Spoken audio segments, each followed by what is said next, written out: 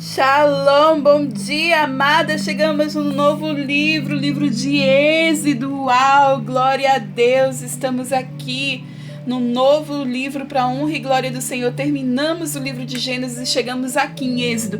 Exatamente quando termina Gênesis, começa Êxodo, né? Quando termina o povo ali, eles estavam no Egito, né? Os filhos de Jacó, morreu José, todos os irmãos, toda a família. E aí, de repente, agora é outro faraó, já não lembra do bom serviço de José, e ali vê o povo, os hebreus crescerem, e ali ele começa a escravizá-los e a colocar coisas piores, coisas absurdas, decretos absurdos sobre a vida deles, porque tinha medo do crescimento deles e queria acabar, né? Queria ali subjugar mais ainda. Então esse livro de Êxodo a gente vê a mão de Deus, o poder de Deus. Eu acho que não tem um livro na Bíblia que a gente mais vê milagres, prodígios, a mão do Senhor salvando o povo milagrosamente, né, da escravidão, tirando eles da escravidão do Egito.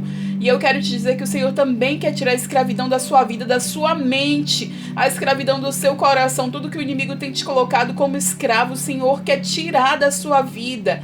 Que a gente também possa seguir esse êxodo. E Moisés, ele narra esse livro lindamente, ele narrou Gênesis porque Deus contou para ele.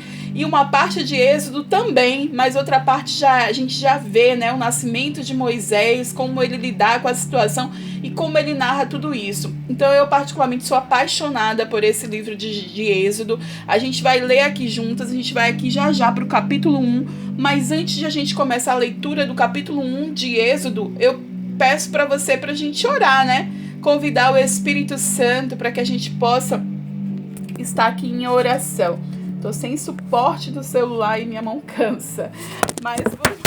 Eita, Jesus. Tá vendo? Sem suporte como acontece o negócio. Convidar você para orar. Amém?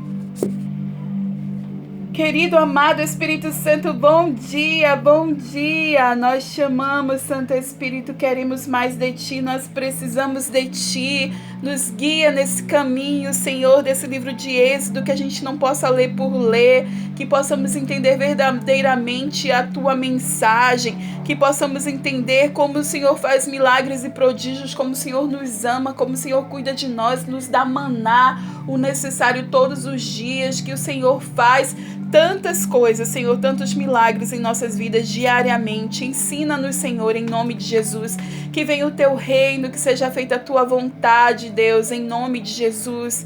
Te amamos, Santo Espírito, tira as escamas dos nossos olhos, tira a escravidão de nossas vidas, nos faz te ver, te sentir, te enxergar, estar pertinho, aprender contigo, Espírito Santo, nos traz revelação, ministra nosso coração em nome de Jesus, amém, aleluias, glória a Deus. Então começamos esse novo livro de Êxodo, e aqui o capítulo 1 começa falando sobre a opressão no Egito, né?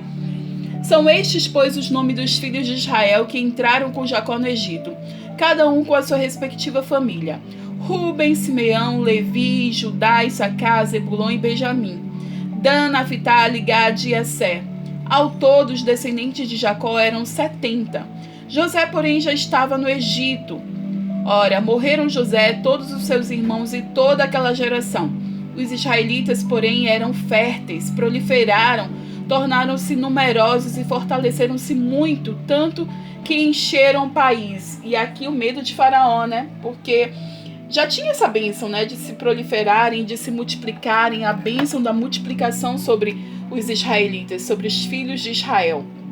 E aí vem o peso para Faraó. Versículo 8. Então subiu ao trono do Egito um novo rei, que nada sabia sobre José. E disse ele ao seu povo: Vejam, o povo de Israel é agora numeroso e mais forte que nós. Temos que agir com astúcia para que não se tornem ainda mais numerosos e no caso de guerra, aliem-se aos nossos inimigos, lutem contra nós e fujam do nosso país. Estabeleceram, pois, sobre eles chefes de trabalhos forçados para os oprimir com tarefas pesadas. E assim os israelitas construíram para o faraó cidades, celeiros de Pitom e Ramassés. Todavia, quanto mais eram oprimidos, mais numerosos se tornavam e mais se espalhavam. E por isso os egípcios passaram a temer os israelitas e os sujeitaram a cruel escravidão. Tornaram-lhe a vida amarga.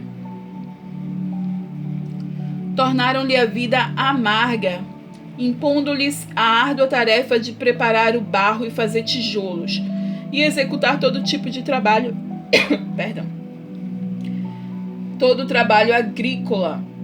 E em tudo os egípcios os sujeitavam a crueldade. Sujeitava a cruel escravidão. O rei do Egito ordenou às parteiras dos hebreus, que se chamava Sifra e Puá: quando vocês ajudarem as hebreias a dar à luz, verifiquem se é menino. Se for, matem-no, e se for menina, deixem-na viver. Todavia as parteiras temiam ao Senhor e não obedeceram às ordens do rei do Egito, e deixaram viver os meninos. Então o rei do Egito convocou as parteiras e lhes perguntou: por que vocês fizeram isso? Por que deixaram viver os meninos?